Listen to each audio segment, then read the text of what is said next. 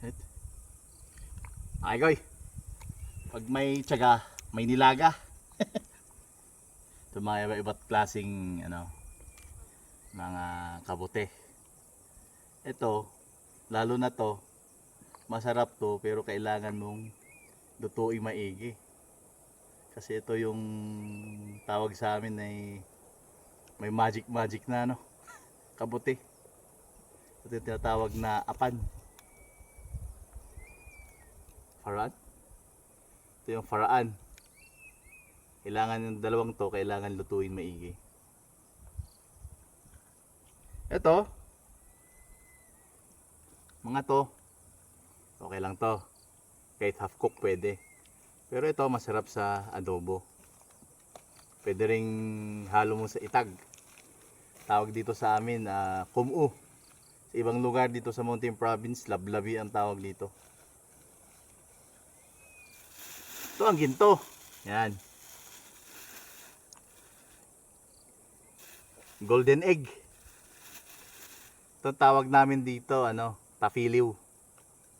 Isa sa kabute dito sa amin na isa sa pinakamasarap na kabute. Tafiliw ang tawag dito. Pag makita mo to, pag pag usbong lang niya, kala mo itlog lang siya na egg yolk. To. Meron pa. Ito naman. Tawag sa amin dito, futfutlog, fitfitli. Sa ibang lugar, Buo.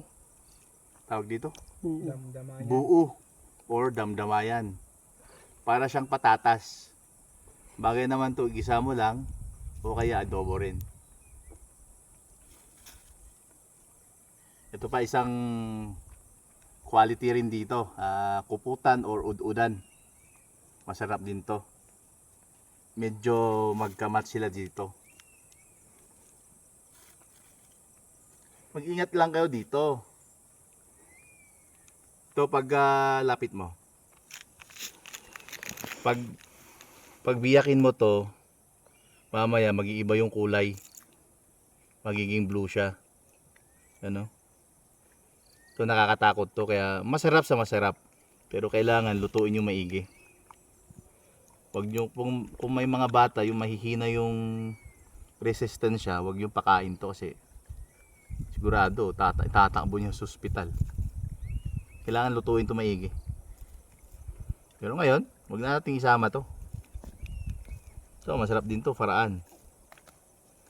Ito, magkaiba Halos parehas yung ganito niya pero brown tsaka black. Pero paghatiin mo, yung puti magiging brown siya. Yung puti nagiging blue dito sa apan. Yan. Huwag na lang nating isama. Yun mga igoy, ang mga nakita lang namin medyo late kami na umakyat. Konti sa mga yan yun. Labas mo nga yan sa'yo malalapad.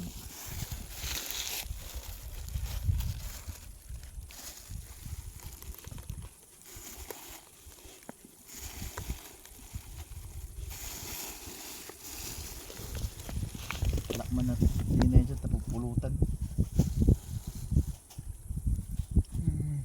Iwas mo kasi.